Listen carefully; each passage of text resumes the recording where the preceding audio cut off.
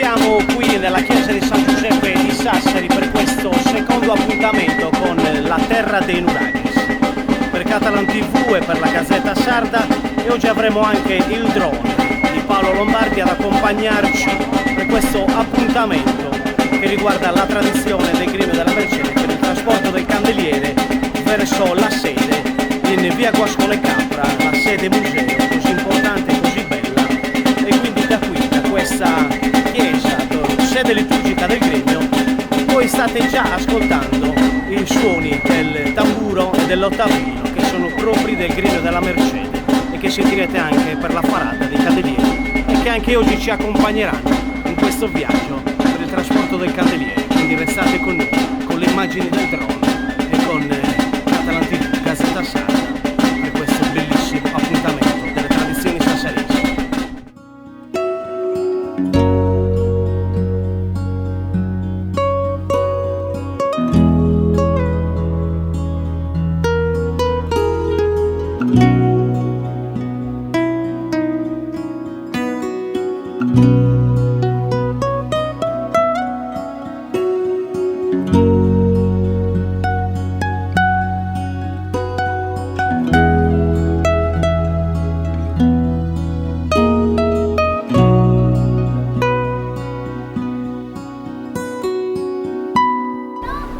Ed ecco che il candeliere è stato tratto dalla chiesa di San Giuseppe e quindi adesso mettono le stanghe per il candeliere. Vi saranno dei balli così importanti perché è il segno, il simbolo e la manifestazione stessa che è la festa, il preludio alla Farada di Candeliere del 14 agosto è qui. E quindi questo segno dei portatori del gremio con il candeliere vuole dire a tutti voi che state guardando questa puntata speciale della terra dei nuraghis che la vecchia manna è questa. E il gremio della Mercede, dell'antica categoria dei braccianti sassaresi, ne è parte integrante e noi ve lo stiamo raccontando anche attraverso le immagini meravigliose del drone di Paolo Lombardi, per cui continuiamo questo viaggio insieme.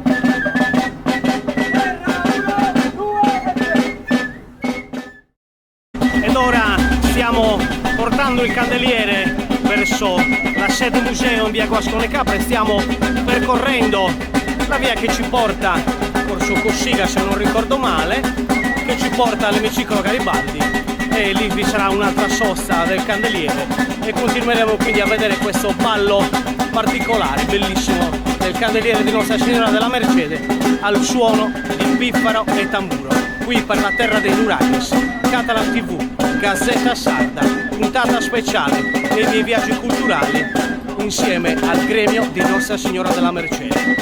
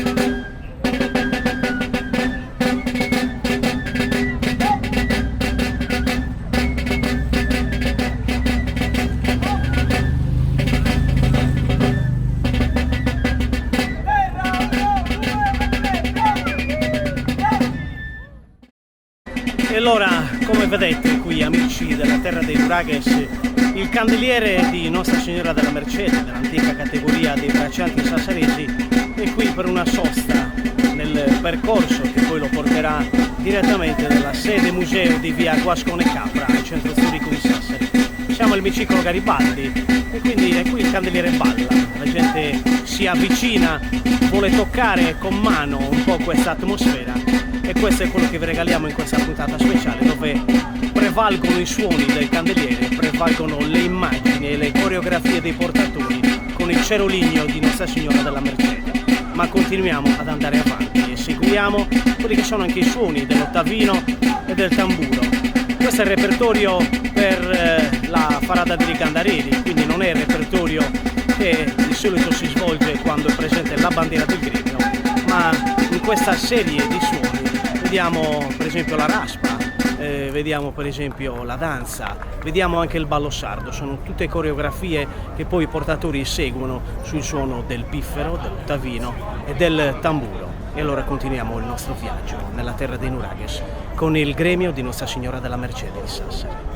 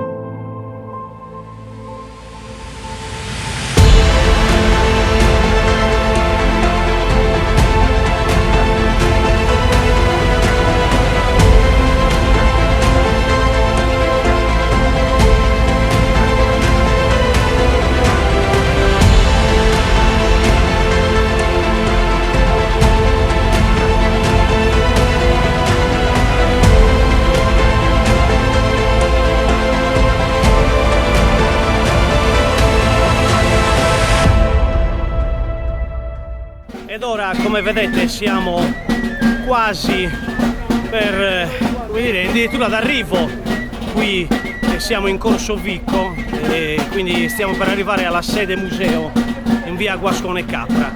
Il viaggio ancora continua, arriverà il candeliere che vedete alle mie spalle e sarà ancora festa. Questo è solo il preludio della Farada di Candareri qui a Sassari, nel centro storico, già illuminato a festa, e come vedete ancora il candeliere di Nostra Signora della Mercede al passo di Ottavino e Tamburo per questa festa con il gremio, i portatori e anche con i familiari. Allora continuiamo e andiamo in sede.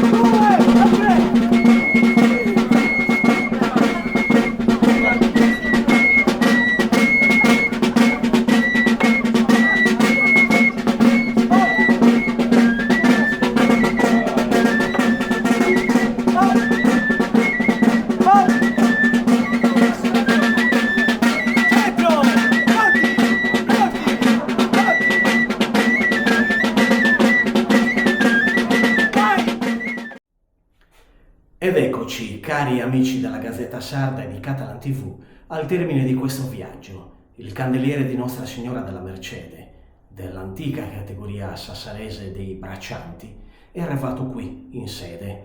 I portatori l'hanno portato con i gremianti, no? Al seguito in questo luogo oggi, a una decina di giorni dalla discesa dei candelieri, dalla parata dei candelieri, e quindi adesso chiuderemo questo bellissimo viaggio con la presenza di uno dei decani del gremio qui a fianco a me, Pierangelo Casu. Ciao Pierangelo. Ciao Bruno, grazie e ai nostri amici di questa possibilità, grazie a Catalan TV, grazie a Gazzetta Sarda e a tutti coloro che ci stanno seguendo. E ci hanno già seguito in tanti nel precedente documentario, e ora con te vedremo qualcosa di molto particolare che, amici, vedrete adesso. Non è assolutamente slegato da quello che avete visto, perché siamo in un luogo davvero di grande interesse culturale e devozionale, ma ce lo spiega Pierangelo. Pierangelo Casu, dove ci troviamo? In questo momento siamo all'interno della cappella che fa parte del museo del Gremio della Mercede.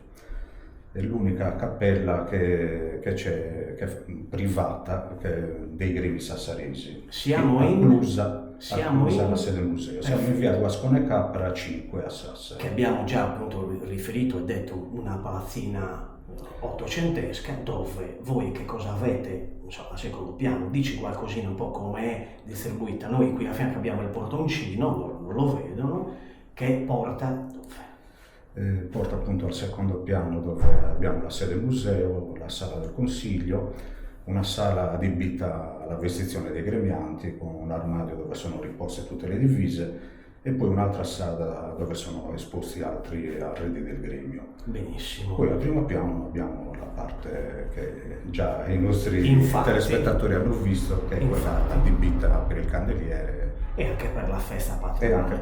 E fra poco ritorneremo anche su questo argomento, diremo anche due cose, perché ovviamente vi porteremo, amici di Catalan TV e della Gazzetta Sarda, proprio vicino a questo altare così interessante, che appunto, come hai detto benissimo tu, è un unicum, se possiamo dire così, in città, ed è una cosa davvero davvero interessante. Ma chi è che l'ha creata questa cosa? Dicelo. C'è la mano tua qua anche? C'è anche la mano mia, ci sono tanti sacrifici.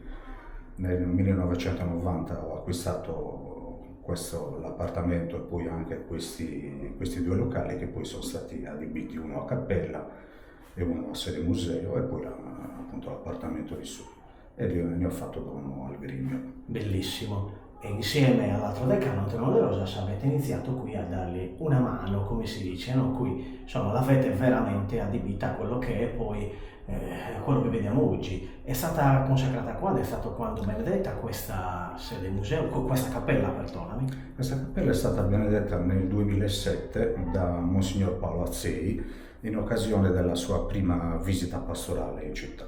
Benissimo. Quindi è stata benedetta personalmente dall'arcivescovo. Perfetto. Quindi noi ve lo stiamo facendo vedere questo luogo, perché e così chiudiamo questa piccola, diciamo così, questo piccolo momento, perché in questa cappella il giorno 14 mattina avviene una cosa particolare legata all'espressione dei candelieri, della vestizione del candeliere di Nostra Signora della Mercede. Che cosa avviene, Pierangelo?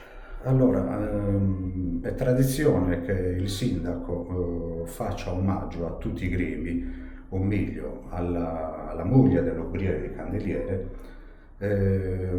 di un mazzo di fiori, un omaggio floreale da consegnare appunto alla moglie dell'obriere.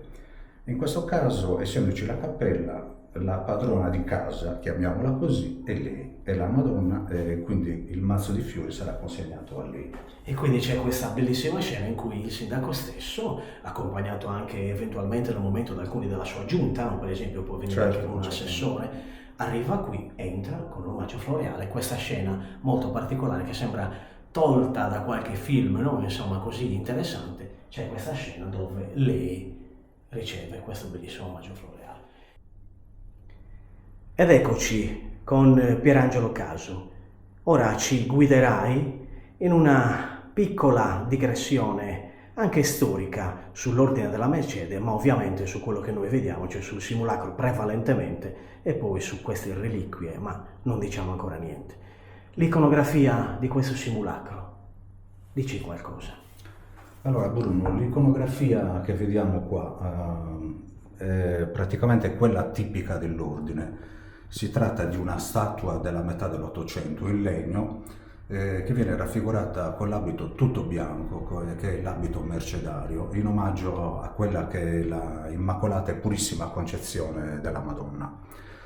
Tramite un'apparizione che c'è stata nel 1218, Maria ha chiesto che a tutti i mercedari, cioè a questo nuovo ordine che venne fondato in quell'anno 1218 per la liberazione dei cristiani schiavi, chiese che venisse portato un abito tutto bianco in omaggio alla sua purezza.